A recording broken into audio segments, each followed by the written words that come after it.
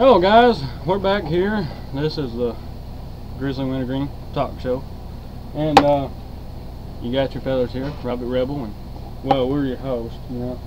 Robbie Rebel, Mon Samaj over here. Check out his channel, subscribe to him, subscribe to me too if you feel like it. You know, you ain't got to, but you know, I could make these videos a lot longer if I had more views.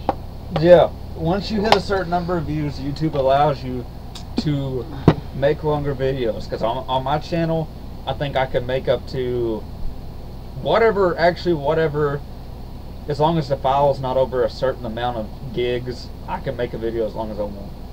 Yeah. I also have about 100,000 views on my channel.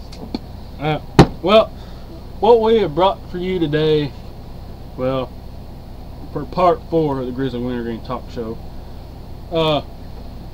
he's going to explain it out. We got a story here to tell you all about, you know, boat fishing on the river.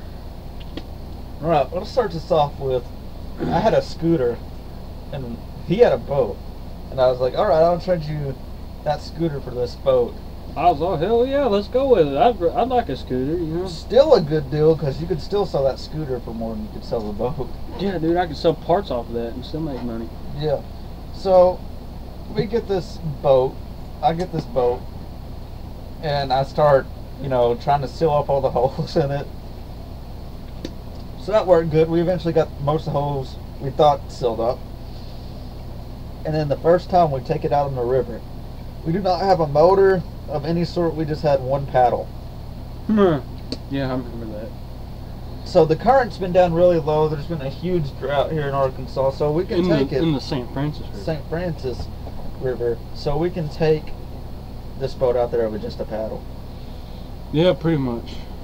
So we go out there and start fishing, and we find wooden nets, old wooden nets. We start hooking onto old wooden nets and crap. I pulled one up out of the water. It's surprising what they did back in the old days. Yeah. Back in like the 50s and 60s, man. They built nets out of wood. Yeah. So we're going down there, and our boat starts filling up with water. So we find this sandbar and we drain it. And the sandbar is probably, actually, now that I think about it, probably the best place to fish on the river. Yeah. It's right in the middle. Yeah, all the fish are around it and everything.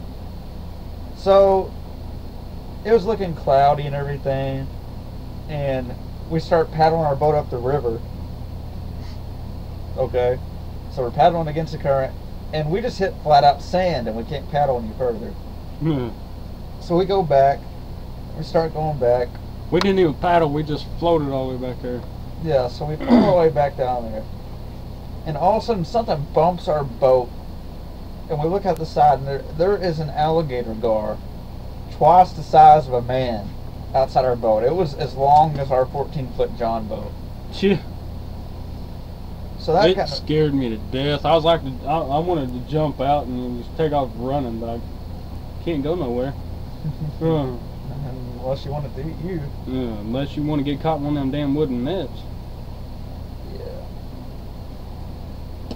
So we go down the river another way, and we see a tractor tire in the water. And Lord and behold, we go up to this tractor tire, and it's an actual tractor submerged all the way in the water. There's a whole tractor sitting in the water, and it looked like a nice one too. It was a smaller tractor. It was a Ford tractor, but it looked like it was in good condition. Someone just drove it off in the river. And there is a field right beside the river, so that makes sense. Yeah. I know what you're thinking. Why ain't I pulled it out yet?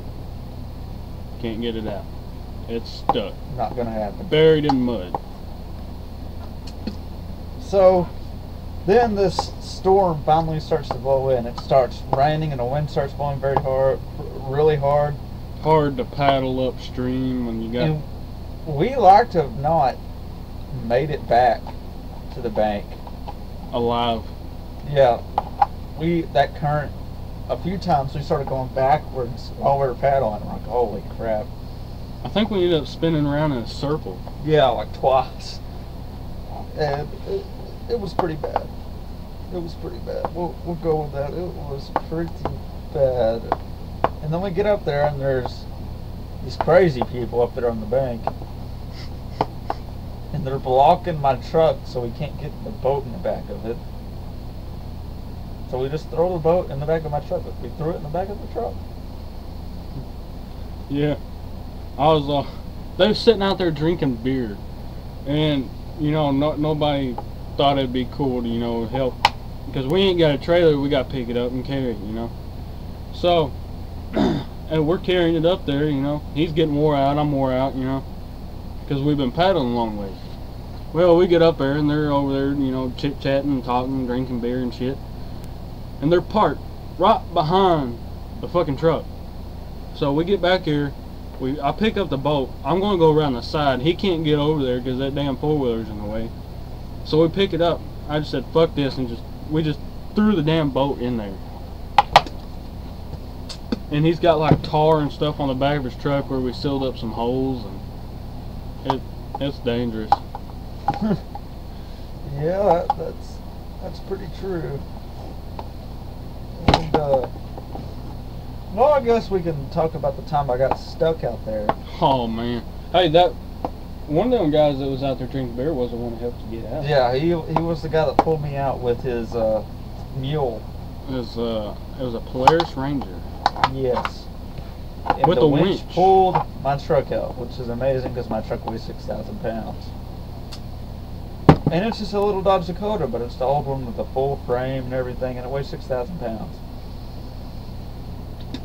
So, this was back when the river was flooded. You know, of course it has to flood before there's a drought for some reason. Yeah. And there's water across the way to get to the bank of the river. And I'm like, my truck will never make it through that. So I'll pull over to the side, and I get stuck in a sand dune. I told you it's a bad idea. So this one guy comes up, and he's like, oh man, I can't pull you out. You know, he was stoned. That's for sure. Yeah. He's like, man, I can't. He did help though. Yeah. Me and him, we helped pick up the back of the truck there. He was stoned out of his mind though. And then he didn't have too bad looking of a woman back there. this other guy pulls up with his Polaris Ranger. He winched me out of the sand dune. And in this whole process, I was revving my engine so hard that it pulled a spark plug off my engine, like a spark plug wire. It pulled it off my engine. Oh yeah. There, it sounded like it was running on 5. Yeah. Well, guess what? I ran it on 5 for about a week, and I went under my hood and wondered why I was running on 5. And the spark plug wire was off. So I ran my truck on 5 cylinders for a week. Man.